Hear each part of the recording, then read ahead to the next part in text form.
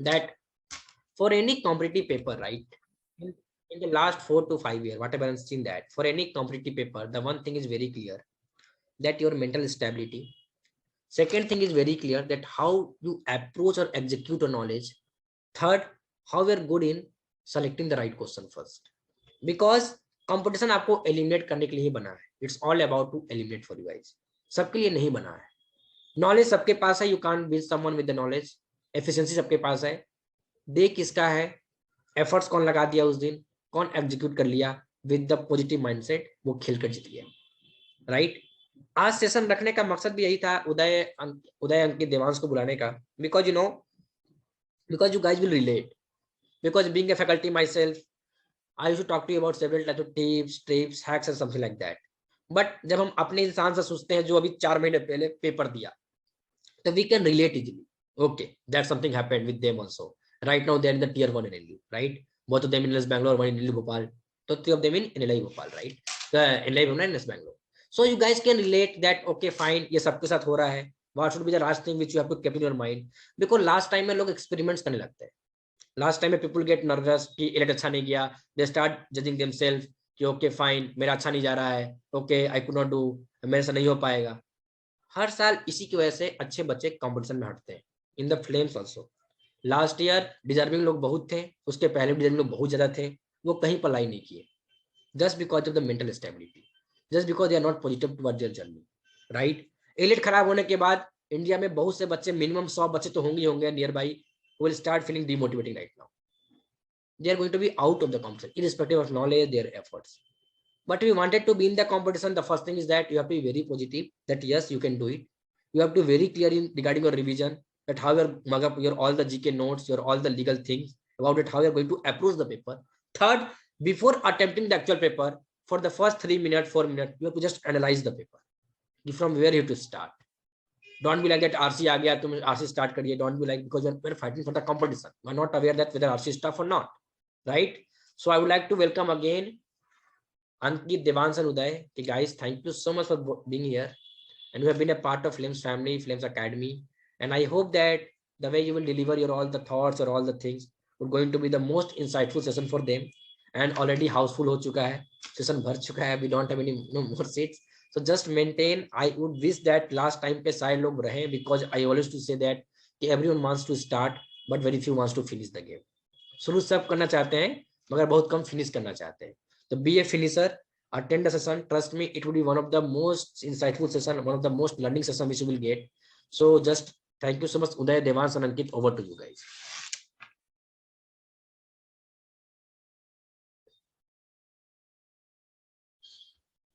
You guys may continue. Ankit, Devans, Uday. Yeah, all right. First of all, thank you, Shanuya, for having us. Hello, guys. Hello, Ankit. Hello, Devansh. Yes, sir. Okay, so first of all, thank you everyone for joining. I know it is very stressful. I know आखिरी moment पे आकर हमें ये लगता है कि मैं एक मिनट भी यहाँ वेस्ट ना करूँ, मैं यहाँ से भी पढ़ाई करूँ, वहाँ से भी पढ़ाई करूँ, so on and so forth. I'm really glad that all of you have actually decided to show up.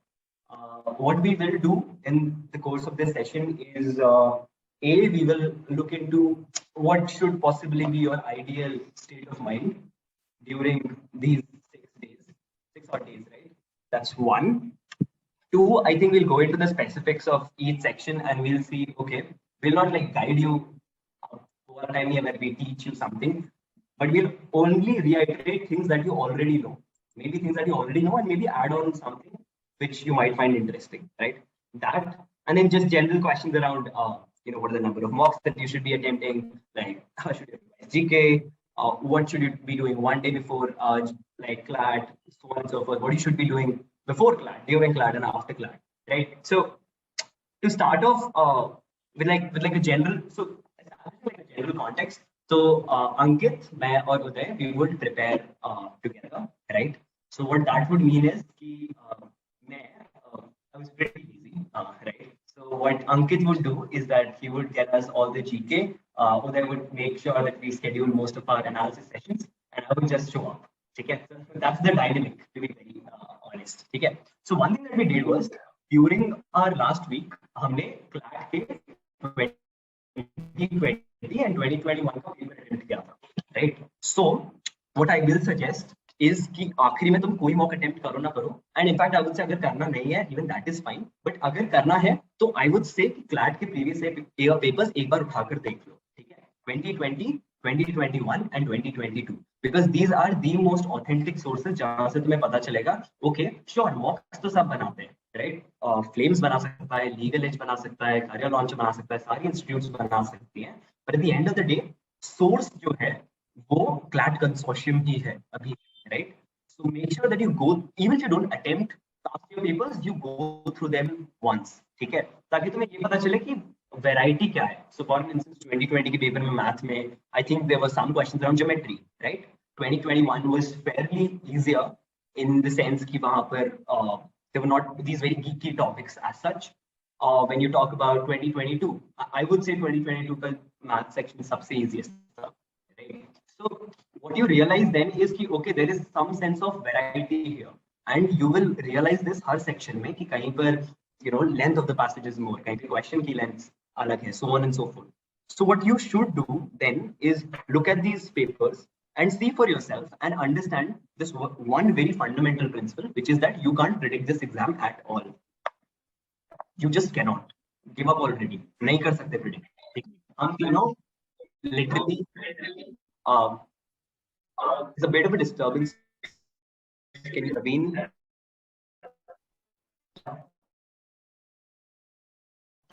Thank you. So, this time.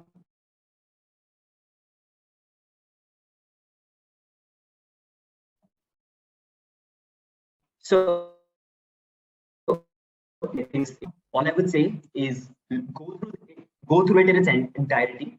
See कौन से variation आए हैं अभी तक, ठीक है? And then see for yourself what are your strengths, what are your weaknesses. Make a table of that and always play on your strengths. So I think that's pretty much what I would say about past year papers. Ankit, yeah, Uday, do you have anything to add on past year papers? Okay, so basically the point about past year paper is कि हमें जो क्योंकि अगर एक coaching mock बना रही है, हर coaching के अपने अलग अलग सेट ऑफ मॉक्स होते हैं, वो अलग अलग सेट ऑफ लोग बनाते हैं, उनके अलग अलग सेट ऑफ रीजनिंग होती है. अबाउट पास्ट ईयर पेपर हमें क्योंकि देना एंड पे कंसोर्शियम का पेपर ही है, तो पास्ट ईयर पेपर देने का फायदा क्या होता है कि सीआर और इंग्लिश ऐसे दो सेक्शन है जहाँ पे रीजनिंग काफी सब्जेक्टिव होती है. तो to get the reasoning of मतलब कंसोर्शियम किस वे में आंसर कंस्ट्रक्ट कर रहा है, किस वे में वो डिड्यूस कर रहा है आंसर, वो समझने के लिए past year papers would help. और अगेन कट ऑफ वाला point, if you are scoring like you know what you are scoring, right? So अगर if you know the cut off तो तभी आप उसी समय ऐसे कर लोगे कि ठीक है मेरा पेपर कैसा जाएगा और उसी हिसाब से दोगे. So it kind of like enhances your confidence. So that is the thing. And Ankit, do you have something to add on past year papers? No, actually not. तुम लोगों ने सब बोल दिया. Sorry sir. So अच्छा, one more thing about cutoffs, ठीक है? So just make sure कि while it is like an important predictor in some sense कि okay इसलिए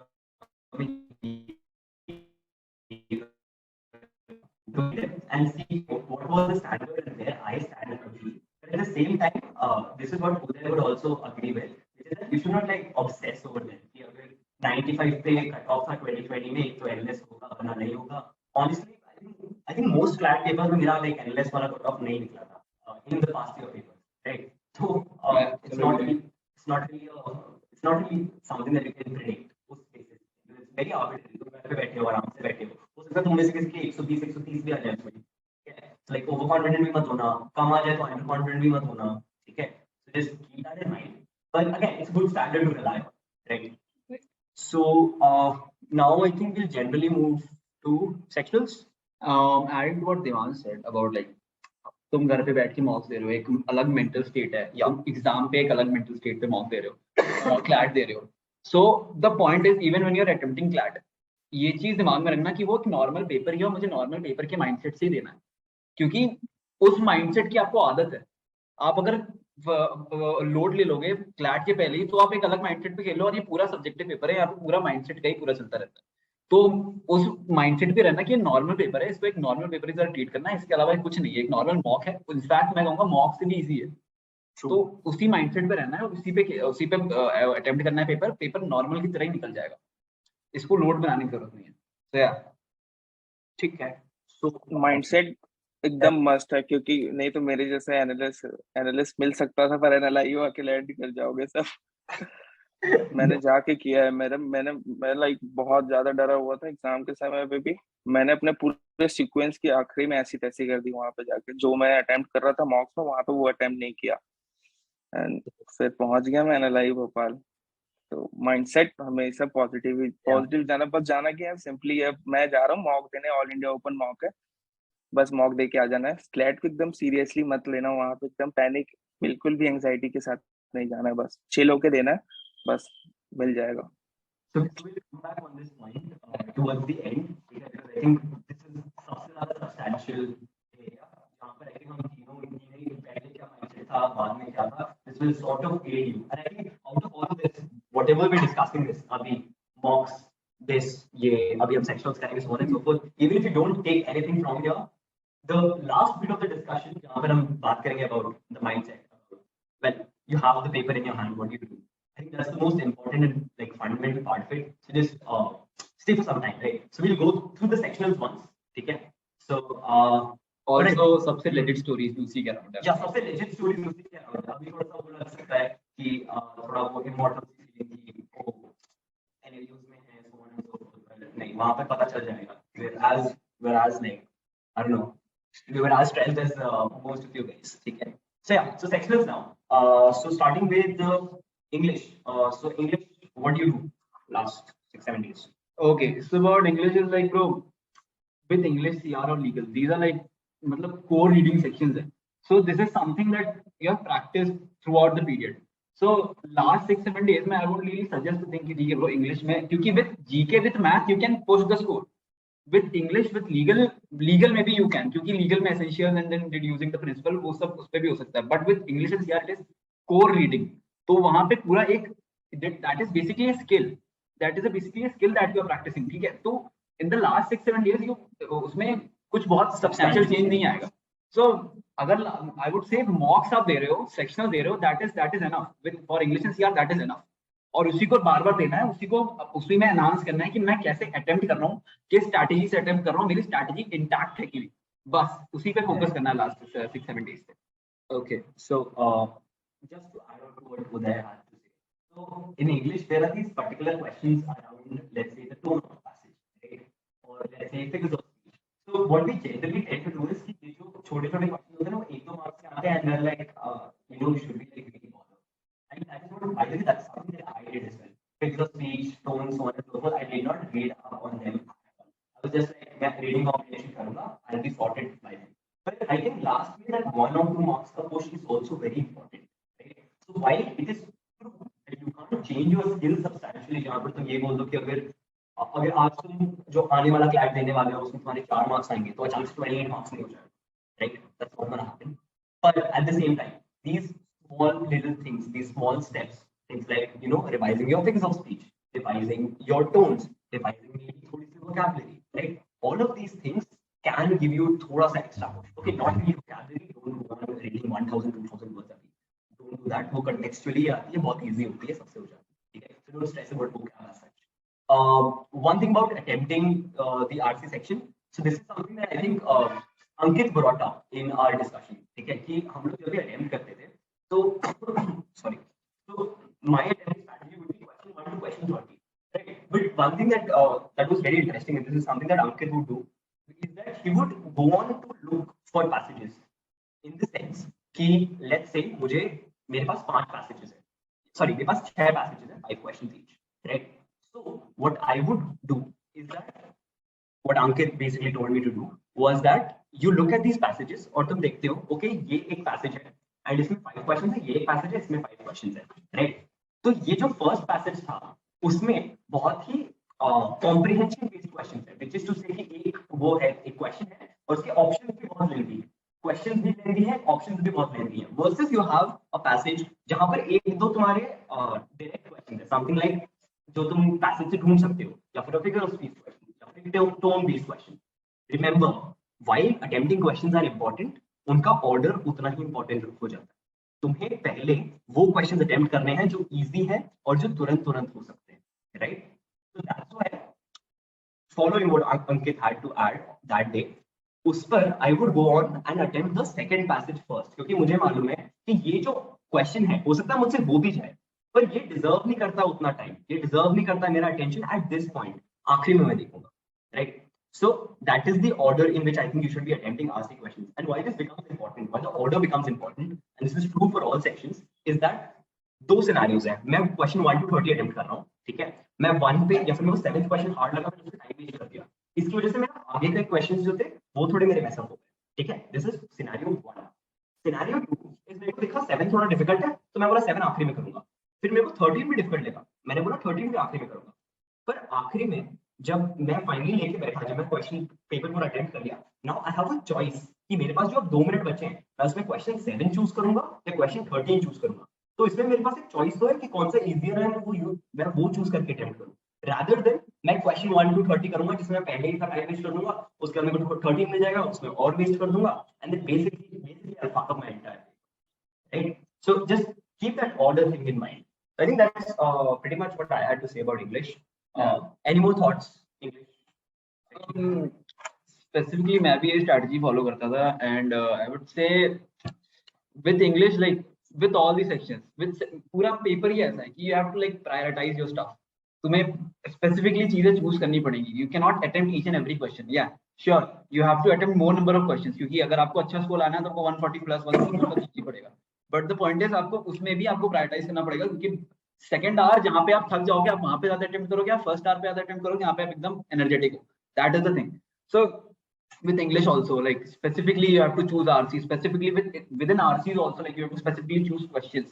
And like मेरे साथ क्या होता था, अगर specifically मैंने पहले 2 direct question, that is basically vocabulary and figure of speech, वहां पे मैंने अगर सॉल्व कर लिया या टाइटल मैंने सॉल्व कर लिया, फिर जो मेरे 3 बचे हुए, एक क्वेश्चन आएगा मेन आइडिया का, एक क्वेश्चन आएगा कंक्लूजन का, और एक क्वेश्चन आएगा आरसी से रिलेटेड, एक्जैक्टली जो लाइन का होता है. सो मेरा पॉइंट ये रहेगा, ठीक है, मेन आइडिया पहले पैसेज से, पहले पैराग्राफ से निकल जाएगा, और कंक्लूजन लास्ट पैराग्राफ से निकल जाएगा, जो और ऐसे करके मैं स्पेसिफिकली वो स्पॉट करता हूँ. मैं बस पॉइंट ये कि it's not about reading, it's not about just reading, it's about strategically reading, क्योंकि at the end of the day आपके पास एक टाइमर है, आपको उस टाइमर में वो 30 क्वेश्चन सॉल्व करने हैं, वो 5 क्वेश्चन सॉल्व करने हैं. तो it is about prioritising stuff, ठीक है? When I am reading an RC, तब मेरे दिमाग में स्पेसिफिकली वो पॉइंट्स हैं कि ठीक है, मुझे ये वोकैब का वर्ड ढूंढना है, क्योंकि मुझे कंटेक्ट, मुझे उसका एक्जैक्टली वो मीनिंग नहीं आती, मुझे उसका कॉन्टेक्स्ट के हिसाब से मुझे डिड्यूस करना पड़ेगा. मुझे स्पेसिफिकली ये लाइन ढूंढनी जिसमें एक कीवर्ड होगा, जैसे फॉर एग्जाम्पल बर्ड है, तो बर्ड का कीवर्ड मेरे दिमाग में, मुझे वो बर्ड ही वर्ड ढूंढना है, मैं उसी स्पेसिफिक लाइन को ढूंढूंगा, क्योंकि मुझे उसी का आंसर चाहिए. मैं आरसी पढ़ रहा हूँ विद दैट एम ओनली, मुझे पूरी आरसी नहीं समझनी, मुझे स्पेसिफिकली इस आंसर का, इस क्वेश्चन का आंसर ढूंढना, मुझे जहां वो ऑप्शन मिल जाएगा मैं वहीं उसको टिक करके निकल जाऊंगा. विद मेन आइडिया ऑल्सो, मैं जहां मैंने मेन आइडिया टच कर लिया वहीं पे मैं मेन आइडिया क्वेश्चन सॉल्व करके निकल जाऊंगा, जहां मुझे कंक्लूजन मिल जाएगा मैं वहीं निकल जाऊंगा.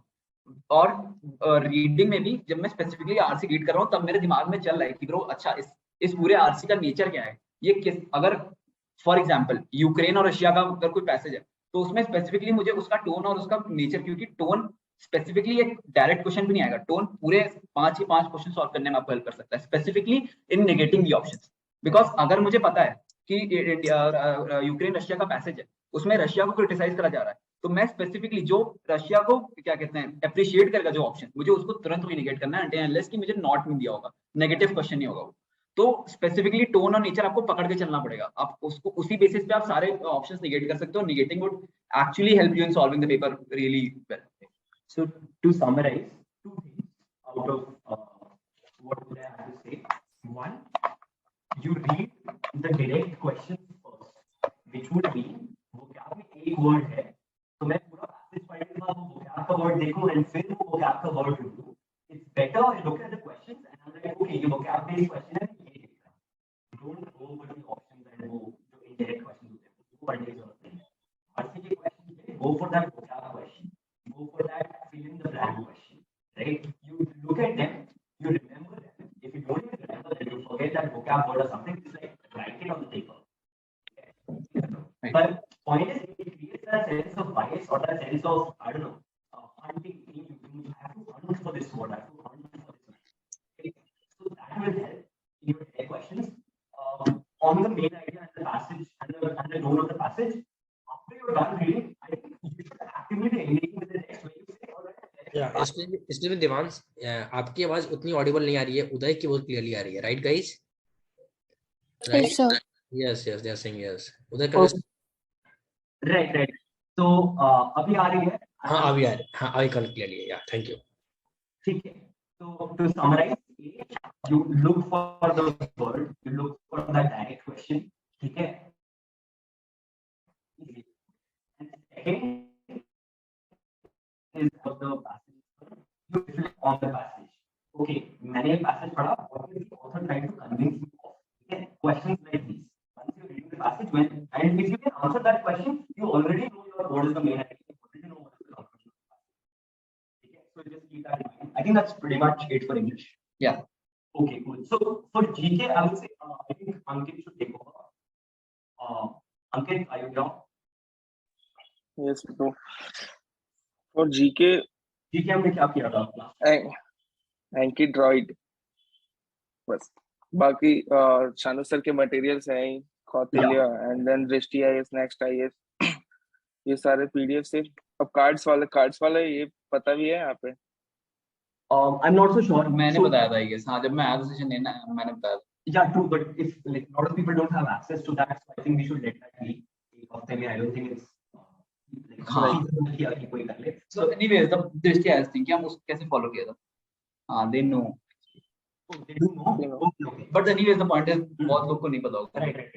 So हम बेसिक उस पे लाइक फर्स्ट ऑफ ऑल मैं तो बोलूंगा कि जीके पे अब बिल्कुल भी रिलाय मत करना, क्योंकि हम लोग देख चुके हैं, हम लोगों ने जितना पढ़ा था सिर्फ जीके के लिए हम लोगों ने 2-2 हजार कार्ड्स बनाए थे, 2-2 3-3 हजार कार्ड्स बनाए थे, और जिसमें से एक भी क्वेश्चन नहीं है, एक दो क्वेश्चन आया था बस। तो लाइक ये सेक्शन जो तुम्हें निकालना है नंबर, दैट इज 4 सेक्शन, उस जीके को उसमें ऐड बिल्कुल भी मत करना। जीके पे तो बिल्कुल भी रिलाय मत करना, क्योंकि अगर कोई इस पे रिलाय करके अपने मॉक में 100 प्लस ला रहा है, या लाइक 80-90s में है कि जीके में मेरा 30 प्लस आ रहा है, देन नहीं, ऐसा मत चलो। तुम्हें 4 सेक्शन से लाना। जीके हमेशा धोखा देता है, क्लैट का इतिहास है ये, 2020 से लेके 2022 तक हमेशा ये धोखा दिया है। तो लाइक यही 4 सेक्शन ये, और अगर सेक्शन वाइज जाना चाहे तो लाइक कभी भी रीडिंग इंटेंसिव सेक्शन को कंटिन्यूसली मत लेना। मतलब हम लोग, जैसे मैं, देवांश, हम लोग साथ में हर एक सेक्शन के बाद एक छोटा सा सेक्शन उठाते थे, ताकि हम लोग को ब्रेक मिल जाए। जैसे मैं पहले लीगल उठाया, तो उसके बाद मैं जीके उठा लेता था, ताकि रीडिंग इंटेंसिव से थोड़ा सा माइंड रिलैक्स हो। क्योंकि पहले स्टार्टिंग में मैं कंटिन्यूसली लीगल क्रिटिकल इंग्लिश करता हुआ जीके पे आता था, बट फिर उसके बाद मेरे नंबर मतलब वही कांस्टेंट थे, स्टैटिक थे, और कुछ बढ़ नहीं रहा था। फिर जब ये वाला ट्राई किया, लाइक अभी अगर तुम लोग के पास अभी टाइम है, then you can go for it, कि हमेशा ब्रेक ले लोगे तो बहुत अच्छा रहेगा। एंड उसके बाद ठीक है, बस anything you want to add, Devansh? Yeah. अच्छा, टुडे Okay. So एक चीज याद है, so जीके के ऊपर रिलाय नहीं करना है। And बात थोड़ी देवांश की इशू आ रही है, राइट गाइस? है ना, थोड़ा सा उदय की सही आ रही है, कैसे है? उदय देवांश थोड़ा पीछे से बोलना, थोड़ा पीछे जाना, पीछे अभी बोलना। सही आ रही है? हाँ अभी सही आ रही है। Okay. So to add on to what Ankit had to say, true, GK के ऊपर पूरा रिलाय करके मत जाना, क्योंकि हो सकता है तुम्हारे 25-27 ऐसे मार्क्स आ रहे हो एंड आप बहुत कॉन्फिडेंट हो जीके पे, और उसके बाद अब जब वहां पे जाए और आपको रियलाइज हो, ओ मैंने तो ये चीजें कभी पढ़ी ही नहीं, तो वो आपको थोड़ा कॉन्फिडेंस शैटर कर सकता है। तो गो इन विद दैट अजम्पशन कि हो सकता है मेरे जीके में मार्क्स ना ही आए, ठीक है? गो इन विद दैट अजम्पशन, पर that does not mean that you do not prepare, ठीक है? अंकित ने भी बहुत प्रिपेयर किया था, उदय ने भी बहुत प्रिपेयर किया था, मैंने भी बहुत प्रिपेयर किया था अपने लास्ट वीक में, as far as GK is concern, ठीक है? So one thing that you can do is that you can choose 1 source और 2 सोर्स, जितना भी आपकी कैपेसिटी है, ठीक है? Choose that 1 source and B thorough with that source. So one way of doing it is कि okay मैं दृष्टि आईएएस पढ़ता हूँ या मैं कौटिल्य पढ़ता हूँ, तो मैं वो सोर्स रिवाइज कर लूं multiple times. Another thing that you can do is, आपने जितने मॉक्स दिए हैं, राइट, तो मॉक्स में क्वेश्चंस होते हैं, है ना? सो क्वेश्चन सॉल्विंग फॉर्मेट में भी आप रिवाइज कर सकते हो, जहां पर आप बोलो कि ओके मैंने 30 मार्क्स दिए हैं या फिर मैंने 10 मार्क्स दिए हैं, जितने मार्क्स दिए हैं उनके क्वेश्चंस में सारे एक बार फिर से लगाओ, right? So that is another way of revising it. So there is no ideal way of revising GK as such, but these are the 2 methods. I think that's pretty much what I have to say. Okay, so I'll take it. Okay GK, ये मेरा favourite section है, ठीक है। ये सबसे interesting question लगता है क्योंकि मतलब कंसोर्शियम आई के सबसे अच्छा सेक्शन जो बनाता है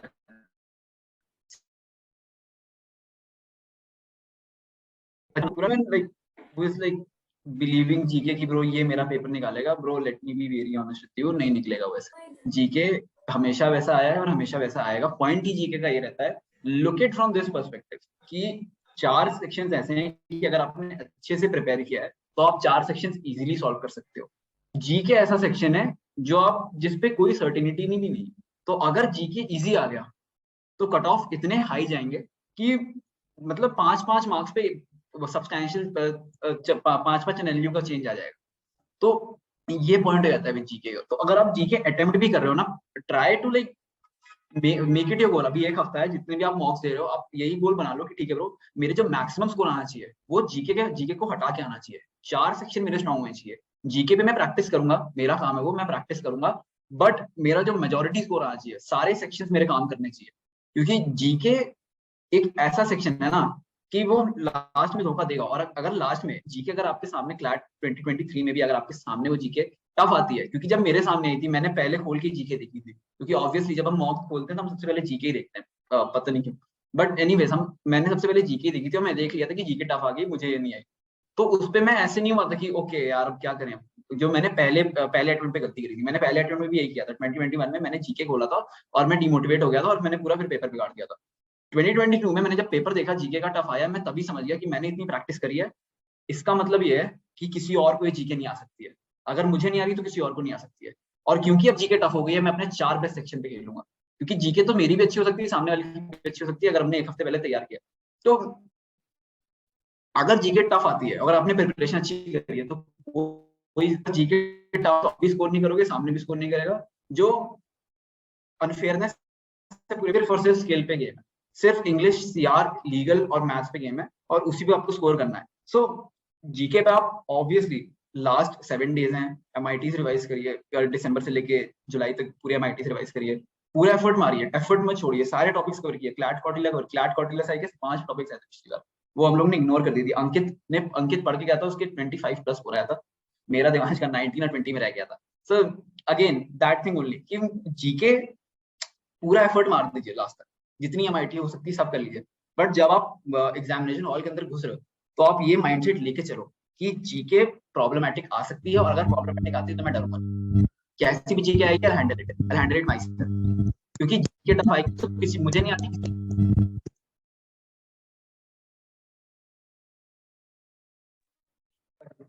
हाँ, सो बेसिकली अगर जीके टफ आएगी तो बाकी 4 पे विल स्कोर, इस माइंडसेट से जाना है। और इस माइंडसेट से अगर हम अटेम्प्ट करेंगे तो वो अच्छा, वो पॉइंट ही नहीं आएगा। लोग जीके को देख के टेंशन में आ जाते, तो ये नहीं करना है।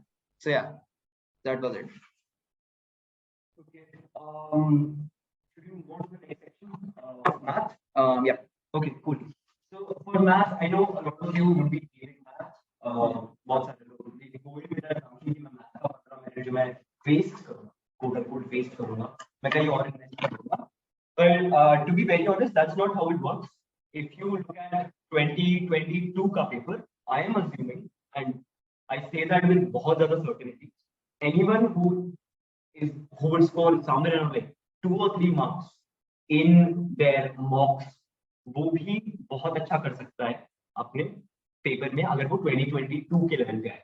तो don't go in with that assumption कि मैं मैथ अटेम्प्ट ही नहीं करूँ, ठीक है। अब लेट्स से वहां पर तुम जाते हो, ठीक है, and let's say for a person who is already scoring like I don't know 8 or 10 marks and you go in there and the sets are like very difficult and इतना कि you can't even like move them, ठीक है। अगर वो इतने difficult है, that would mean वो छोड़ने के लिए बने, वो अटेम्प्ट करने के लिए नहीं बने। पर अगर वो इजी है या वो मॉडरेट है and you find the time, I think you should definitely invest in maths. Because for me, I remember I used to score somewhere around 5 or 7 generally, right? Yeah, 5 or 7 generally in my math section, in my QT section. What I did in the last 1 or 2 week, in fact, was कि I went through basic concepts, ratios, percentages, profit and loss, time and work, like these very basic concepts, ठीक है, कुछ permutation combination नहीं लगाना है अभी, only the basics, go through them, look at their fundamentals, solve a few questions, and look at some short tricks. Something like, so this is very substantial. I don't know if you'll find it very mind-boggling or something, but it's like, so 25% of 100 is 100% of 25. Now this was थोड़ा mind-boggling for me कि so which would mean मैं calculations को reverse करके कुछ नई चीजें कर सकता हूँ. अगर मुझे 73% of something निकालना है, so I can break it down into 70% of something and 1% जो कि बहुत easy है निकालना, and multiply it by 3 and add it all up together.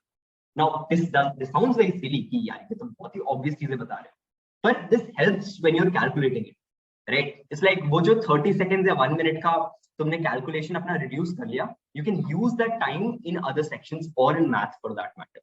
ठीक है? So guys, again, please don't ignore math. बहुत difficult आ जाता है, so it's fine to leave a few questions, but at the same time don't go in with the mindset कि मैं तो छोड़ के ही आऊंगा. Or don't even go in with that mindset कि मेरा मैथ सबसे स्ट्रॉन्ग है तो मैथ में तो 15 ही लाने.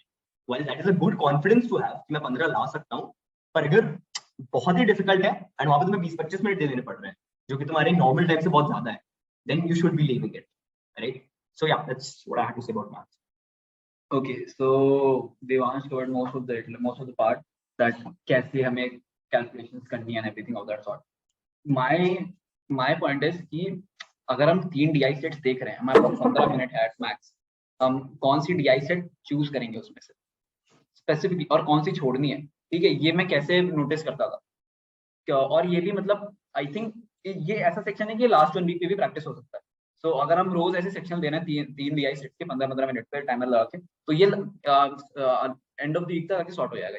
अगर अभी किसी को प्रॉब्लम है, अगर प्रॉब्लम नहीं तो उसमें जाना नहीं, कोई नया काम नहीं करना. सो 3 DI सेट्स हैं, मैं देखूंगा 3 DI सेट्स में सबसे पहले मैं देखूंगा कि पैरा कितने बड़े बड़े हैं, कितने बड़े, क्योंकि जितना बड़ा उसका वो इन्फॉर्मेशन होगी उतना बड़ा कैलकुलेशन लगेगा उसमें. तो मुझे वो निकालना है. अगर कोई एक पैरा का है, एक पैरा में भी आई थिंक 4 लाइन का होगा, वो ऐसे टाइप के स्पेसिफिकली वेन डायग्राम्स के वो होते हैं, DI होते हैं, स्पेसिफिकली वेन डायग्राम के DI छोटे ही होते हैं.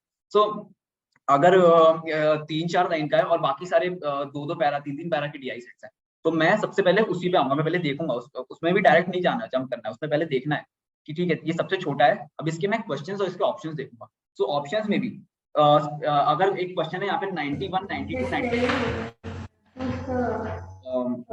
Ananya, can you mute yourself? Yeah. So अगर 4 ऑप्शंस है 91, 92, 93, 94 या फिर 91.2, 91.3, 91.4, 91.5, ये 4 ऑप्शंस हैं, तो मैं देख रहा हूँ कितने क्लोज ऑप्शंस हैं, और क्योंकि क्लोज ऑप्शंस हैं मुझे बहुत कैलकुलेशन करनी पड़ती है, तो मैं वहीं से एसेस कर रहा हूँ. क्वेश्चन देख रहा हूँ, क्वेश्चन में देख रहा हूँ कि किसी एक्स का अगर मुझे परसेंटेज निकालना है वो होगा कितना 79.67% निकालना है.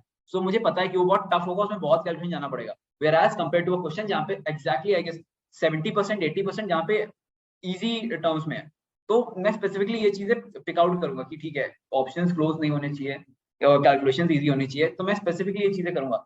जैसे अगर 3-4 लाइन का अगर कोई DI सेट है उसमें क्वेश्चंस बहुत क्लोज ऑप्शंस के हैं, तो मैं उस DI सेट में नहीं आऊँ, क्योंकि मैं पता है कि भले 3-4 लाइन का है पर इसमें कैलकुलेशन बहुत लगेगी, ये मुझे आराम से टेबल बनाना पड़ेगा, everything of that sort.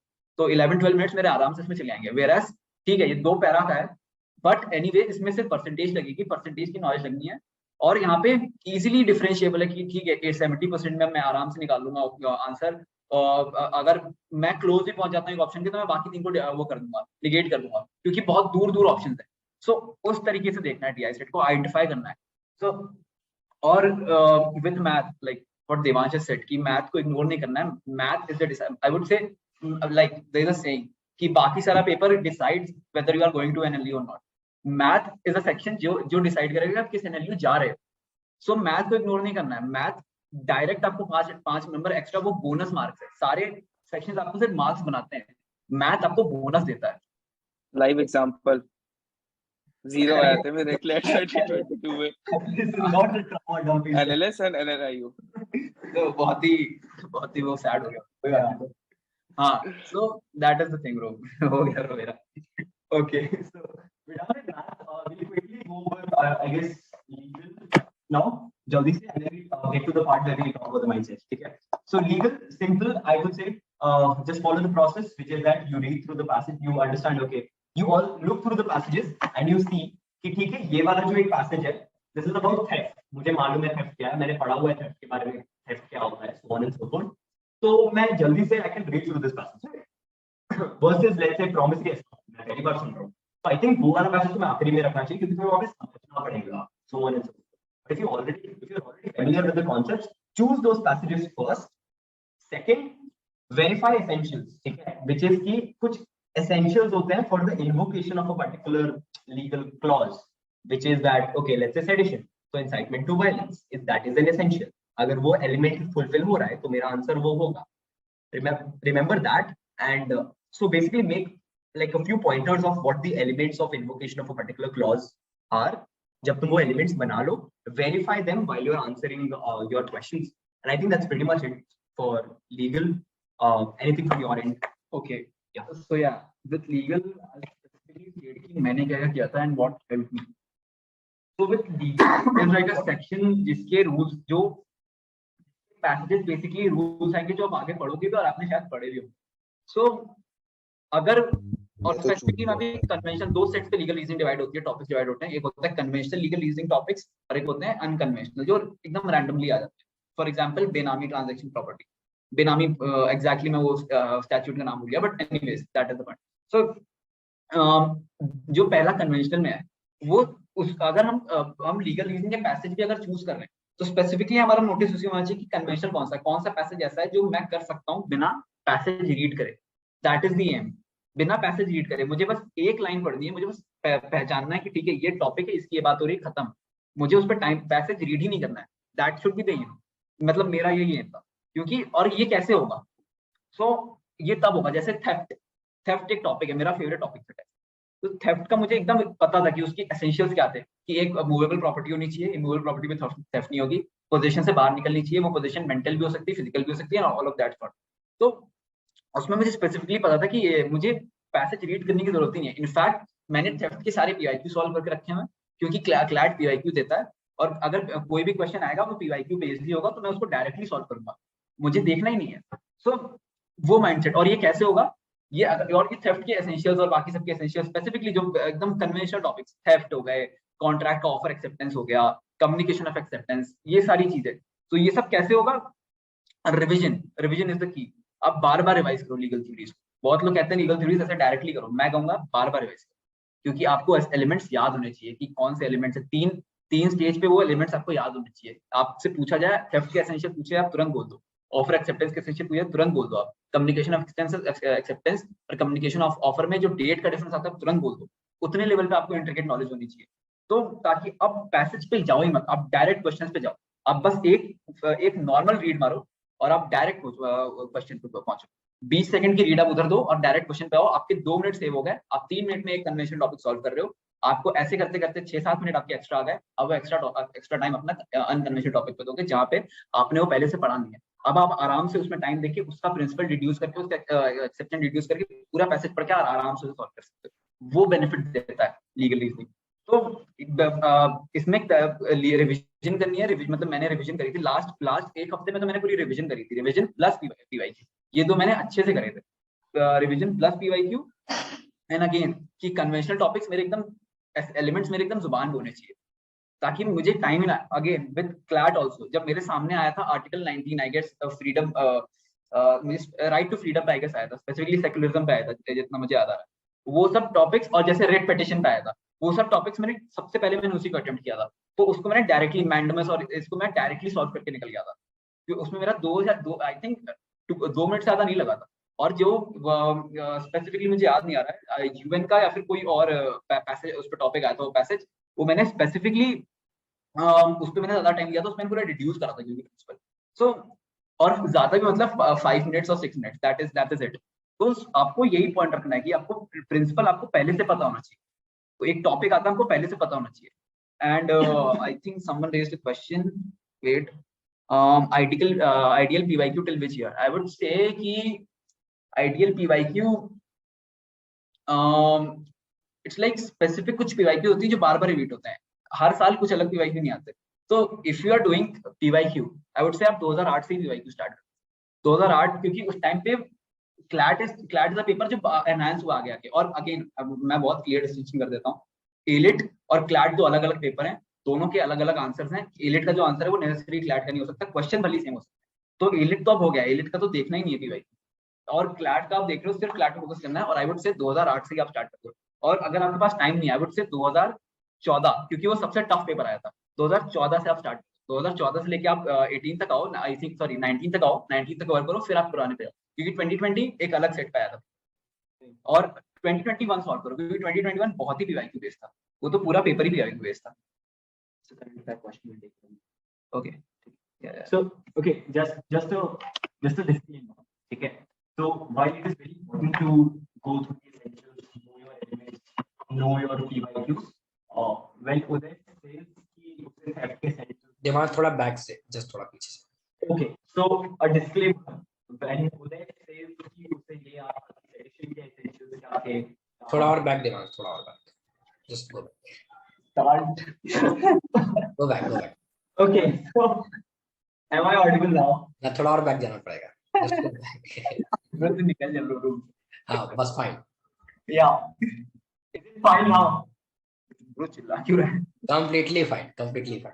Okay, so a disclaimer, when Uday says कि he remembered कि theft के elements क्या हैं, sedition के elements क्या हैं, even if he remembers it, वो सीधा जाके questions attempt नहीं कर रहा था, वो जाके verify कर रहा था कि okay मुझे मालूम है theft में possession के बाहर निकालना होता है, तो क्या passage में ये लिखा हुआ है कि possession के बाहर निकालना होता है, क्योंकि कभी-कभी they flip it around, जैसे if you remember that wrongful restraint, wrongful confinement passage, वहां पर wrongful restraint को wrongful confinement बना दिया था, and wrongful confinement को wrongful restraint बना दिया था, right? So just ensure कि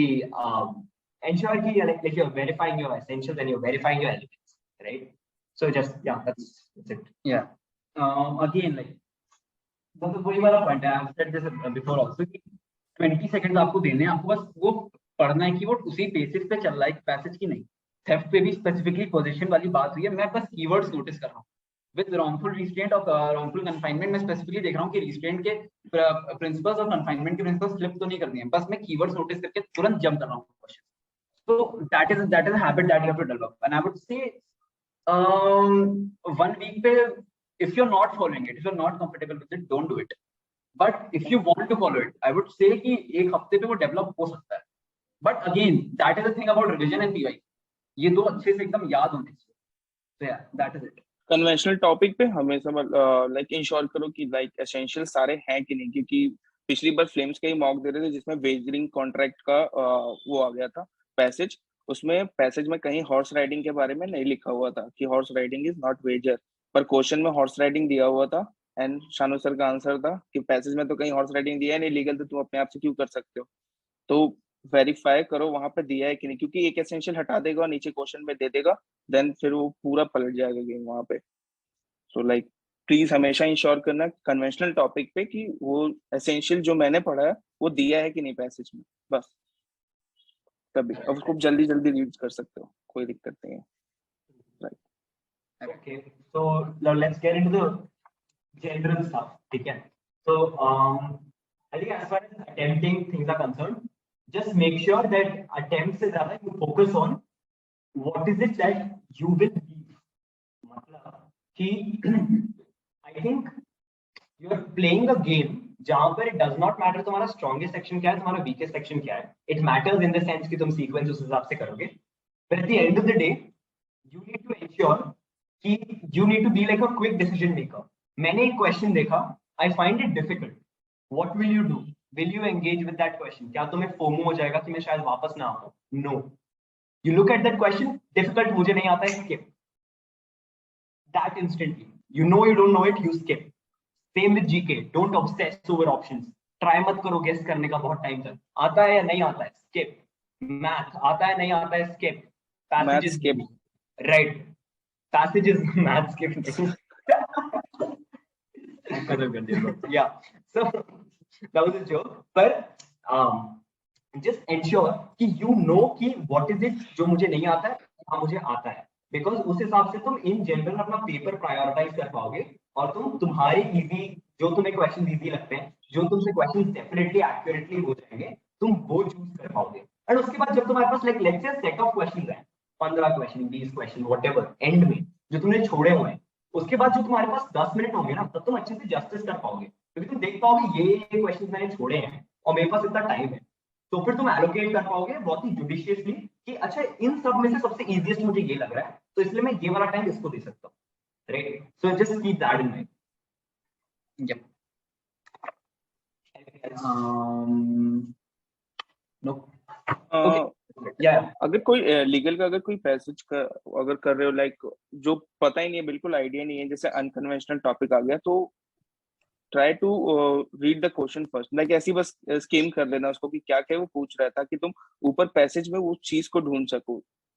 जैसे कोई पर्टिकुलरली फॉर एग्जांपल आईपीसी का 299 का बोल रहा, सेक्शन 299 कल्पेबल होमिसाइड का ही, और उसमें मर्डर का भी दे दिया, काफी कंफ्यूजिंग सा बना हुआ है, और क्वेश्चन में सारे ही जो क्वेश्चन है वो सब कल्पेबल होमिसाइड से ही, मर्डर से वैसा कुछ पर्टिकुलरली है नहीं।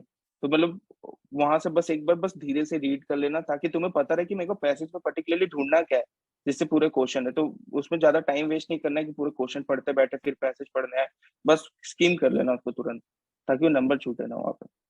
And I would say that the whole paper is about like specifically finding out what do you need to solve a question, right? आप स्पेसिफिकली आर्ट्स में भी यही कर रहे हो, स्पेसिफिकली आप लीगल में भी यही कर रहे हो, सीआर में भी यही कर रहे हो, बस डिटेल ढूंढ रहे हो और उन डिटेल्स को फिल करके आप क्वेश्चन सॉल्व कर दे रहे हो. That is it. Yeah. So I think we'll steer our discussion to the more mindset part of it, which is how are you feeling, what you should be doing for yourself, so on and so forth. Because I think ये सारी चीजें aside, the most important thing at this point is a sense of stability, being calm.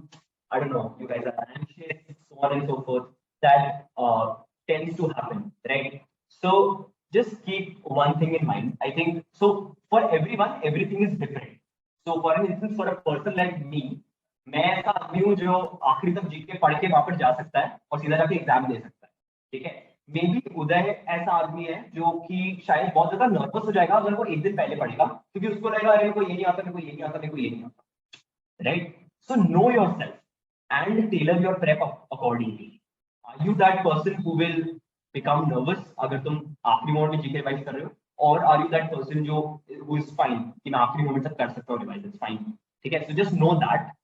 Second, don't overwork yourself. Get adequate sleep. 7 घंटे 8 घंटे की sleep भी लो, ठीक है? And your sleep should be predictable, by the way. Sleep cycle सुधार लो. मालूम है रात में 3-4 घंटे तक पढ़ते होगे, ठीक है? पर स्लीप साइकिल प्लीज सुधार लो, राइट? एंड स्लीप साइकिल सुधार लो, बिकॉज व्हाट हैपेंस इज कि in that period of time 2 to 5 तुम्हें अटेम्प्ट करना है. ऐसा ना हो कि तुम्हारी आदत लगी हुई है कि मैं 2 से 5 सोता हूँ हर दिन, ठीक है? और अगर तुम 2 से 5 सोते हो तो वहां पर भी नींद आ जाएगी. तो एटलीस्ट आखिरी हफ्ते में अपना स्लीप साइकिल सही करो, ठीक है? ईट हेल्दी फूड, ज्यादा जंक फूड मत खाओ, शुगर्स मत लो, so on and so forth, ठीक है? अपनी हेल्थ का इन जनरल ध्यान रखो.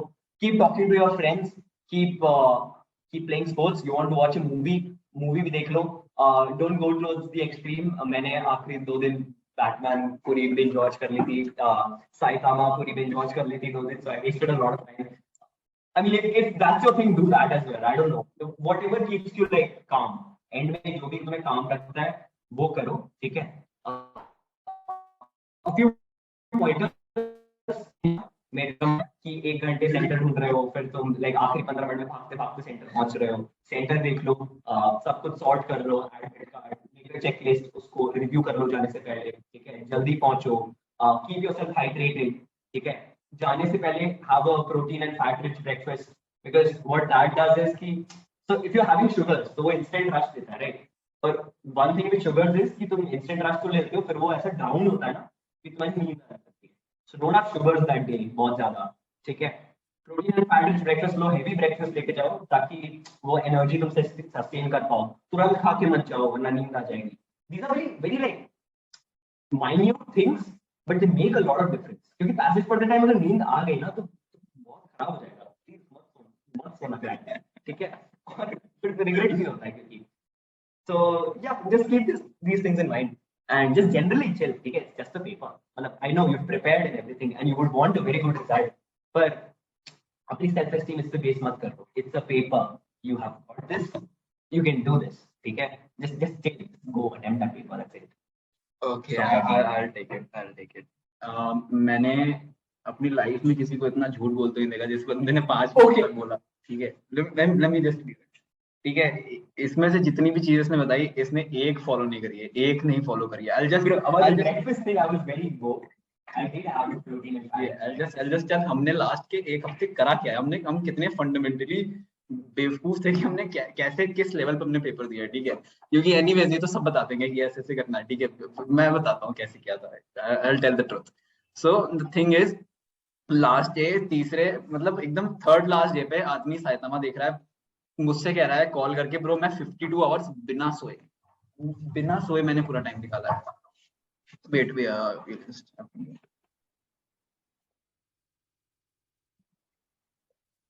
अंकित यू कंटिन्यू। सर बोल कौन रहा है? ये वही बंदा है जो एग्जाम देने के मैं कॉल कर रहा हूँ कि भाई कैसे कैसे करना है, मेरी फटी पड़ी है वहां पे सेंटर के बाहर खड़ा होके, और ये गाड़ी से उतर रहा है। वो सोया हुआ था, एग्जाम के आधे एक घंटे पहले तक भी वो सोया ही हुआ था। वो उठा है, वीडियो कॉल पे मुंह धोया और वो एग्जाम देने गया है वहां पे। और एकदम जितना चीज इसने बोला वो सारी की सारी चीजें झूठ थी। स्लीप साइकिल है नहीं, मैं 6 बजे तक जागते हैं और पूरे मॉक के जो डेडलाइन जो सेट करो वो कोई आखिरी के समय में तो कोई ध्यान ही नहीं दे रहा था बिल्कुल भी। It happens, no. और ये Devansh, Ankit, do you remember my words that if you will be topper, if you will be year one, if you will say that I had read chemistry instead of math, people will believe it, right? So that's the power, right? The power of goodwill. So that's something, Uday, you want to add something, just add, and then we will, and then we will bind us within 5 to 10 minutes, right? We have time. Okay, so या थोड़ा interruption हो गया था, but anyways my point is कि मतलब last day ये मुझसे कह रहा है ब्रो मैंने 52 आवर्स में सोया ही नहीं हूँ, ऐसे लेवल पे चल रहा है, एकदम स्ट्रीक बना रहा है कि मुझे सोना ही नहीं है। ये साइतामा देख रहा है, वन पंच मैन देख रहा है, पूरा बिंज वॉच कर रहा है, ये हालत पे देवांश है। और लास्ट डे पे जीके रेफ पूरा बचा हुआ है, टॉपिक स्पेसिफिकली बताए थे कि ये टॉपिक आएंगे, वो भी नहीं कवर किया, जिसके चक्कर में हमारा एक टॉपिक रह गया था। प्लस अंकित यहाँ पे एकदम पूरा फोकस्ड, एकदम आदमी पूरा फोकस्ड काम एंड कंपोज्ड होके बैठा हुआ है कि भाई ये वो एकदम रात को सो रहा है, सब कुछ कर रहा है, एकदम अच्छे एकदम डिसिप्लिन्ड आदमी। मैं स्पेसिफिकली क्लैट, मैं बताता हूँ, मैंने क्लैट 3 घंटे की स्लीप पे दिया है, क्योंकि मैं रात को सोने गया, मुझे आदत नहीं थी, मैं हमेशा रात को, और हमें हर रोज पूरा 1 साल मैंने ऑल नाइटर पुल किया है, पूरा 1 साल मैंने ऑल नाइटर रहा है। मैं कभी भी इनफैक्ट जो ये पॉइंट है कि 2 से 4 देना चाहिए मॉक, मैंने आई वुड से बस जब फ्लेम्स का लाइव मॉक होता था तब तक मैं 2 से 4 आके देता था, उसके अलावा मैंने कभी 2 को भी, क्योंकि मेरे पे फाउंडेशन थी वो देनी पड़ेगी, अदरवाइज मैं शानू भैया को अकाउंटेबल हूँ मैं, तो उसीलिए मैं आता था, अदरवाइज मैंने कभी 2 से 4 मॉक नहीं दिया है, कभी भी नहीं दिया है, क्योंकि मैं उस टाइम पे सो रहा होता था। ऑब्वियसली मैं रात के 1 बजे मॉक देने बैठा हूँ, 10 बजे मॉक, जब इन लोग की एनालिसिस खत्म हो रही है तब मैं मॉक देने बैठ रहा हूँ। दैट इज द थिंग, मैं क्लैड नहीं हूँ 3 घंटे की नींद पे। एनीवेज द पॉइंट इज कि जब मैं 3 घंटे या 4 घंटे की नींद में तब भी मुझे कोई वो इशू नहीं हो रहा था, बाकी मतलब ऐसे कोई टेंशन नहीं आई थी अंदर से, क्योंकि आई न्यू इसके पहले मैंने किया, मैं अभी भी पुल ऑफ कर दूंगा, चाहे एक्चुअल क्लाइंट पेपर हो चाहे कोई भी क्लाइंट पेपर। मुझे तो वही पॉइंट था कि पूरा बेसिस ही यही है कि you see it as a normal paper. अब उसको जितना नॉर्मल बनाओगे आप उतने अच्छे से करोगे, जितना काम। मैं मतलब बिल्कुल भी मैंने उसको प्रेशर ही लेके नहीं दिया था। मैं गया था कार पे, मैं कार पे गाना बजा रहा हूँ, जियो VR के लाला, वहां जाके मुंह धो रहा हूँ कि ब्रो थोड़ा आधे घंटे सो लिए, आप जाके पेपर देते हैं। इस लेवल पे मैं पेपर दे रहा था, जितना उसको इजी बना सकते हो उतना इजी, जितना काम रह सकते हो आप, जितना चिल। मेरे चिल होने का तरीका यह है कि मैं ऐसे रात को सो नहीं रहा हूँ, अपने नॉर्मल एटीट्यूड पे आ रहा हूँ। दूसरों का चिल हो सकता है कि ठीक है ब्रो डिसिप्लिन रहना, एकदम अच्छे से आना है, वो वाला चिल हो सकता है। So find the thing that makes you comfortable, आप उसी बेसिस पे पूरा चलो, क्योंकि ये पेपर एक छोटा सा पेपर है, आप 1 महीने बाद भूल जाओगे इस पेपर को। 1 महीने आपकी फिर प्रायोरिटीज एकदम चेंज हो जाएगी। आप एक लॉ स्कूल में जा चुके होंगे, आपकी प्रायोरिटीज होगी कि ठीक है मुझे आर्टिकल राइटिंग सीखनी है, मुझे साइटेशन सीखनी है, ये सब चीजें आपकी आ जाएगी लाइफ में। आप क्लैट एकदम भूल जाओगे। ये आई वुड से मतलब बहुत बड़ी लाइफ है, 80 इयर्स की लाइफ है। क्लैट एक छोटा सा 1 साल का ऐसे छोटा सा एकदम माइन्यूट सा पार्ट है उसका, ठीक है। और मतलब 1-2 महीने बाद तो याद नहीं रहेगा यार क्लैट। बिल्कुल chill. On the same side, guys, Ankit was that type of guide, who called me, sir center पे आ गया, tell me the last time tips. Sir कुछ एक टिप्स दे दो। मैं सबको कॉल कर रहा था, मैं देवांश को कॉल कर रहा हूँ, ये बोल रहा है अरे भाई मेरे को सेंटर नहीं मिल रहा, मैं दौड़ रहा हूँ अभी, रुक जा। उदय को कॉल किया, उदय बोलता है भाई मैं अभी सो के उठा, मैं मुंह धो रहा हूँ बॉटल से, रुक जा 2 मिनट में कॉल कर रहा हूँ। तो मैं बोला किसको कॉल करूँ, मैं आपको कॉल किया फिर डायरेक्ट। मेरे क्या है last time tips, just last time में हमें गुड लक, एक मिनट कुछ नहीं मिला, बिकॉज़ सर ये टिप्स था, हमने किया just go and get the paper, right. So So let me conclude the topic, right? Anything you want to add, Devanshu? Or should we conclude, right? It's already 1 hour. नहीं, that's it. Yeah. So guys, no, just turn on camera for the last moment. We will click the photos. So what is the crux of the meeting, right? What is the crux of the concluding this cyber session? Just to tell you that those who have already cracked the paper, जो crack करने वाले हैं, there will always be similarity. Is all about the mental stability. Second part, जिन्होंने CLAT करा है, जो आप ये बात बोल रहे हैं, I have been a part of CLAT in the last 4 years, right? एक चीज बहुत कॉमन है, which I have seen, उनकी मेंटल स्टेबिलिटी बहुत कूल है. उन्हें पता है क्या करना है और क्या नहीं करना है. They very know there is a very difference between do and don't, और they are very clear about that. क्या नहीं करना है और क्या करना है. थर्ड पॉइंट क्या है कि प्रोसेस पे बहुत सारा ट्रस्ट किया है. They trust the process. जिस तरह से वो बोल रहे हैं कि मेरे को लीगल याद है, मेरे को ये याद है, मेरे को याद है, बिकॉज एक इन्वायरमेंट ऐसा होता है जो इन्वायरमेंट में तालीम दी जाती है कि आपको याद करना है.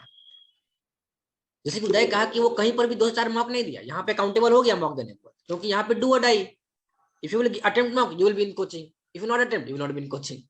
There is no other situation, right? यहाँ पे फिल्म का गेम सिंपल है कि उदय अगर देंगे मॉक तो रहेंगे, नहीं रहेंगे निकाल दिए जाएंगे. कितने लोग निकाले जाते हैं यहाँ से हर साल? इस साल भी निकले 6 लोग, उनके बाद से लोग निकले, 2 दिन पहले लोग निकले. The thing is very common यार, क्योंकि यहाँ पे कोई निकला तब मैं आया सर. हाँ, जब कोई निकला तो ये निकला तो फिर हम कोई अंकित मैं आया, इतना रिक्वेस्ट किया था तब भी नहीं मेरे को सीट नहीं मिला, ना ही मॉक मिल रहा था. ना ही ये मॉक लोग ना ने ही. भी मेरे को मॉक. हाँ, डेली मैसेज इतना बड़ा बड़ा कि सर आज सीट मिल जाएगा. हमने कहा वेटिंग पर हो sir, please give me 1 second, waiting पर हो. वैसे पता है कि that's what they are going to prepare. 80% selection rate last 3 years से, 80% सिलेक्शन रेट इस बार भी आ रहा है. रेट फोड़ दिया अपन लोगों ने. Yes we did well, just because of the way of temple we are educating you guys. एक ऐसा इन्वायरमेंट जहां पर हम लोग फैकल्टी और टीचर के बीच में डिफरेंस नहीं है. We are like your family, right? But जो इन्वायरमेंट क्रिएट कर रहा है वो बहुत डिसिप्लिन है. मॉक देने का है तो मॉक देने का है, मीटिंग में आने का है तो आने का है. इनका एलिट अच्छा गया खराब गया, 100% लोग यहाँ पे प्रेजेंट है. नहीं प्रेजेंट होंगे तो अपन कॉल करेंगे, क्या इशू आ गया तुम्हें meeting? No, because we are very less class attendant. So what is the crux, what is the concluding point of the session? That the person who is going to attend the paper very sincerely, with a very cool and calm mind, with already brushing up all the doubts, all the revision part, that person is going to crack the paper. अगर elite खराब हो गया है, तुम उसके loads को लेकर paper को जा रहे हो, गिल्ट को लेकर जा रहे हो, रिग्रेट लेकर जा रहे हो, that is something which is going to be challenging one for you. Guilt और कभी भी रिग्रेट लेकर पेपर लेकर नहीं जाते. 2 घंटे की पेपर तुम्हारी है, आफ्टर दैट तुम रो ना भाई, साथ मिलकर रोएंगे, साथ मिलकर रोएंगे, राइट?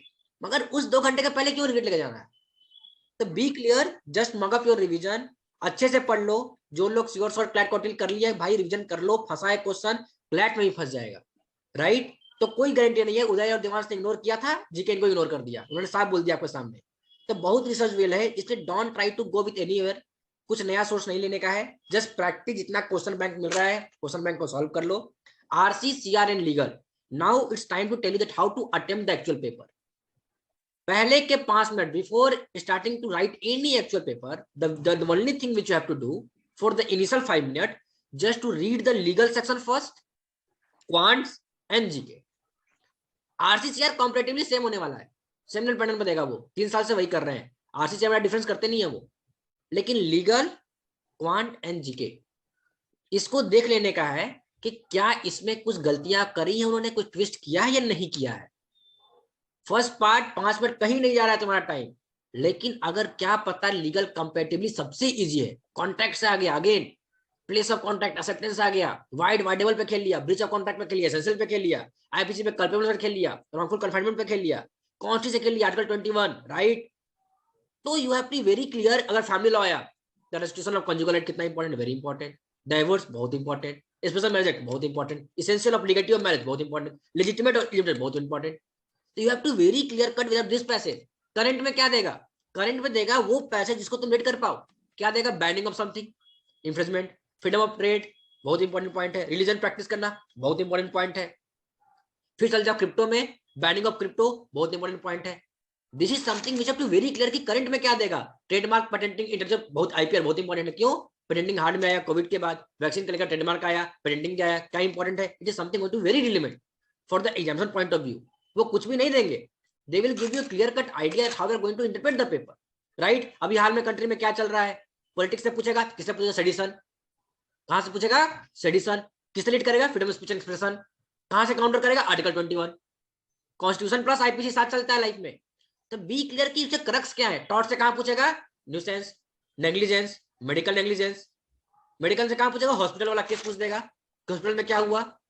तो you have to very clear कि अगर पूछना चाहेगा तो कैमरा ऑन कीजिए सब लोग। I would request everyone camera on. Now, what should be that criteria? What should be the focus? If from there we are going to ask the question, frame the question, right? और क्या current news है? Motor vehicle act, क्या क्या changes आ गए हैं, amendments क्या आ गए हैं। You have to be very clear कि वो लोग कहाँ से क्वेश्चन पूछने वाले हैं, क्या क्या क्राइटेरिया, जो तुमको रिवाइजन बहुत अच्छी से हो जाने चाहिए। डीपीएसपी बहुत इंपॉर्टेंट होना चाहिए, स्टेट बहुत इंपॉर्टेंट है, हाई कोर्ट सुप्रीम कोर्ट जाने का रास्ता बहुत इंपॉर्टेंट है, रीड्स बहुत इंपॉर्टेंट है, कंजुगल राइट्स बहुत इंपॉर्टेंट है। ये चीजें तुम्हारे टॉपिक दिमाग में छपी होनी चाहिए। जब एक्चुअल पेपर दोगे तो तुम्हें दिखेगा कि हाँ, जो मैं आज ये बात the way I am delivering the thing is well researched. Part यही है, एम्बिट यही है, स्कोप बहुत क्लियर है कि वो लोग क्या उठाएंगे। If you will analyse the seven paper 1, 2 and 3, क्या कॉमन है? The one thing is very common कि they twisted the fact. The passage would be so simple as per the comprehension like editorial based of the Hindu, the Times of India. उसमें कुछ changing नहीं होने वाला है। Changing क्या होने वाला है? They are going to change the pattern of asking the question, they will give you something like that. तो चेंजिंग कहां पे? You have to very clear. Change कहां पर है? You have to be very clear. कहां changing नहीं है ये भी तुम्हें क्लियर होना चाहिए। तो be clear with the fact, be clear of the thing that how it's going to be happen to you, and the last but not the least that you have to very clear that our term should always be 130 plus. 130 plus आ रहा है तभी rank आ रहा है, तभी tier 1 value मिल रहा है, 110 पे नहीं मिल रहा है। As simple is this. India में कंपटीशन और नॉलेज की कमी नहीं है। You are not going to beat someone for the knowledge, knowledge पे तुम बीट नहीं कर सकते हो। You are going to beat for the time management. एक आदमी लीगल को 40 मिनट्स में सॉल्व किया, स्कोर लाया 25। एक आदमी लीगल को 25 मिनट में सॉल्व किया, स्कोर लाया 20। इट्स फाइन, 15 मिनट बचा लिया, पूरा क्वांट्स बच गया उसके हाथ में। तो बी क्लियर कि तुम्हें टाइम को भी बहुत सेव करना है। You have to very clear about the time management कि टाइम कैसे सेव हो रहा है, कैसे तुम्हें डिसीजन लेनी है, क्वांट्स को सॉल्व करना है नहीं करना है विद इन 10 सेकंड। क्योंकि क्वांट्स से हमेशा गलती कभी कभी बन जाता है, उनसे आंसर की में गलती हो जाता है कि नहीं? उनके रिकॉर्ड्स कुछ ऐसे हैं, इस बार क्या है नहीं पता। अगर क्वांट सॉल्व नहीं हो रहा है तो don't try to be just try to waste your time. क्या किया आप लोगों ने इलेक्ट में भी? 1000 बार मैंने समझाया कि जब क्वेश्चन में फंसना है तो नहीं फंसना है। लॉजिकल पे चले गए, फंस रहे हो, आरसी नहीं रीड कर रहे हो, आरसी में क्वेश्चंस थे नहीं रीड कर रहे हो, बाद में रीड कर रहे हो, फिर पता चला कि आरसी कंपैरेटिवली इजी था, लॉजिकल वाज टफ। तो ये डिसीजन, ये ऑब्जर्वेशन, प्रेजेंस ऑफ माइंड बहुत इंपॉर्टेंट है कॉम्पिटिशन पेपर निकालने के लिए। हर साल यही बच्चों की गलती होती है, प्रेजेंस ऑफ माइंड नहीं लगाते हैं। Presence of mind, observation and strong decision power he last year काम आएगी, लास्ट टाइम पर काम आएगी। नॉलेज जितना लेना था ले लिए तुम लोगों ने, जो टॉपिक्स बता दिया उसको ब्रशअप कर लो, go and revise the all the things, कहां से सवाल आने वाला है, कहां से नहीं आना है। इंटेंशन पे बहुत इंपॉर्टेंट है, कॉमन ऑब्जेक्ट पे बहुत इंपॉर्टेंट क्वेश्चन बन सकता है कि place of contract, place of acceptance पे क्वेश्चन बन सकता है। वाइडेबल कंटीजेंट कॉन्ट्रैक्ट पे क्वेश्चन बन सकता है, वाइडेबल है नो, वाइड वाइडेबल वैगरिंग एग्रीमेंट पे क्वेश्चन बन सकता है। कहां से बन सकता है? फिर कॉन्ट्रैक्ट 2 में चल जाओ, कहां से बनेगा कॉन्ट्रैक्ट 2 में? Bailment. Bailment is something very important, है कि नहीं? These are topic which are take care of. Bailment नहीं पढ़ो तो वो दिक्कत की बात है। तो तुम्हें पढ़ना है वो चीजें जो तुम्हारे एम्बिट के हैं, जो तुम्हारे साथ चलने वाले हैं, और यहाँ जहां से तुमने तालीम ली होगी वहां पे पढ़ाया होगा। समवन टेक्सटेड मी कि एलिट में आपने ये कब पढ़ाया आपके कोचिंग में? भाई हम लोगों ने A to Z पढ़ाया। इनसे आप पूरे क्लास में बच्चे हैं, नो कुछ भी नहीं लेफ्ट किया। Even one day prior I give them a topic of test topic of the 15 topic कि भाई ये पढ़ लेना। सेम क्वेश्चन आ गए उसमें जीके के, फंस गए question, they are on the friends of you, ask them. कि तैयारी रिसर्च बहुत क्लियर होनी चाहिए। मैंने गिन के मात्र 15 टॉपिक बोला जीके के लिए, मैक्सिमम क्वेश्चन फंस गए उससे, because the thing is going to be well research कि जो फैकल्टी पढ़ा रहा है वो कितना रिसर्च कर रहा है आपके लिए, क्या टॉपिक है। तो एलिट का जो कटअप है वो डाउन जाने वाला है। क्लैट में क्या करना है? Very great question. No this is something to be very clear कि तुम क्लैट को कैसे फोड़ रहे हो विद द नो कैपेबिलिटी किस सब में है भाई। 1200-1500 के अच्छा अंदर कॉलेज अच्छे हैं, 500 के अंदर बहुत अच्छे कॉलेज है, टियर 1 एनएलयू मिल रहा है। कैपेबिलिटी क्या 500 में ही है? नहीं। क्या 50,000 बच्चे में क्या 2,000 ही काबिल है? ऐसा नहीं है। तो क्या दिक्कत आ रही है? एग्जीक्यूशन में। तो be clear with your mindset, stay focus, just attempt अच्छा रखना। पहले के स्टार्टिंग में 5 मिनट बहुत ध्यान देना, लीगल को ध्यान से रीड कर लेना। लीगल में 4 आउट ऑफ 6 पैसेज अगर तुम्हें आ रहे हैं तो तुम्हारे लिए लीगल अटेम्प्ट करना मैंडेटरी हो जा रहा है स्टार्टिंग में ही, सेकंड नंबर पे, फर्स्ट नंबर पे, थर्ड नंबर पर, अगर तुम्हें 4-5 पैसेज आ रहे हैं तो, क्योंकि तुम उस पर अच्छे स्टडीज पकड़ बना रखे हो। आरसीसीआर मॉडरेट ही रहेगा। गेम क्वांट जीके और लीगल में ही करेंगे तो करेंगे, आरसी टफ नहीं बनाएंगे, सीआर टफ नहीं बनाएंगे। अगर बनाए भी तो तुम उसको ले चुके हो ऑलरेडी, तुमका एलिट दे दिए ना, देख लिए क्या गेम हो रहा है, तो यार फेमिलियर विद दोस्त थी। बट लीगल ध्यान से देख लेना कि लीगल में कुछ छेड़छाड़ नहीं हो, करंट टॉपिक है, पैसेज में एज्यूम दैट नहीं लिखा हो। अगर पैसेज में एज्यूम दैट लिख दिया, if they wrote assume that, it means now it's new legal principal, Now it's a new legal principle. The one passage talking about that minor cannot enter into a contract. But in the first question, it is written that assume you are a minor, now you can enter into a contract. Means now to apply the first principle one. कि अब तो minor हो, अब तो enter कर सकते हो. Be clear with the strategy, be clear with the concept, may or may not, could or could not possible और जितने भी negative terms हैं, you have to be very clear. No, read the question very properly. एक आदमी पूछ रहा है कि सर इसमें 2 यस दिया हुआ है, दोनों यस में कौन सा यस सही होगा? Question is asking that whether this contract is justifiable or valid or not. Question पूछ रहा है क्या ये कॉन्ट्रैक्ट वैलिड है या नहीं है, तो answer should be yes in respect of validity of contract. Yes in respect of validity of contract. आदमी जरा जवाब कंसीडरेशन के कॉन्ट्रैक्ट में. हमारा क्वेश्चन क्या पूछता है, you have to read the question very carefully. Question ही केयरफुली रीड करोगे तभी निगेट कर पाओगे वो लीगल के 2 क्वेश्चन में कि देयर इज 2 यस और 2 no, now you have to choose which one is the best yes by reading the question clearly. लिख लो इस बात को, क्वेश्चन को रीड करोगे तो निगेट कर पाओगे कि 2 यस दिया हुआ है, तुम्हें पता है कि यस में ही आंसर है, नो में नहीं है. अब कौन सा यस, ऑप्शन ए या option C? Just read the question और फिर चेक करो कौन सा आंसर उसका डायरेक्ट जवाब दे रहा है, वही करेक्ट है. और सेकंड, कौन सा आंसर लीगल लैंग्वेज में जवाब दे रहा है, वो भी करेक्ट है. Be clear with this 2 things. ये चीजें तालीम की चीजें हैं जो बतानी चाहिए, जो आपको बताई गई होगी. Sample paper 1, sample paper 2, sample paper 3 तीनों में अलग चीजें हैं. लीगल बहुत चेंजेस है और वो लोग सैंपल पेपर को लास्ट ईयर फॉलो नहीं किए थे फर्स्ट टाइम भी, तो कोई गारंटी नहीं है वैसा आएगा कि नहीं आएगा. आ गया तो सोने पे सुहागा. सैंपल पेपर 1, 2 और 3 को रीड कर दीजिएगा. लास्ट ईयर के फर्स्ट टाइम उन्होंने सैंपल पेपर के सेम क्वेश्चन डाल दिए थे, तो just read the same thing again and again. Sample paper के सारे क्वेश्चन सॉल्व कर लेना है, वही एक ऑथेंटिक पेपर है मार्केट में. तो be clear with those thing. Revision अच्छे से करना है. कोई डाउट आएगा टेक्स्ट कर देना. I think that's how we have to bind the session. Thank you so much guys for being here. Thank you so much Uday, Devans and Ankit to being here. Thank you so much for giving your time, right? And guys, I hope that this session will be wonderful for you, insightful for you. तुमने बहुत कुछ यहाँ से learn किया है. So thank you so much for joining this side. And I hope that we wish you all the best. 4 कर आना है. Just give your best. बाकी कोई इशू नहीं है. Just stay here, Devans. किसी कोई डाउट है, just raise your hand. Otherwise, you guys may leave the session. Let me stop the recording.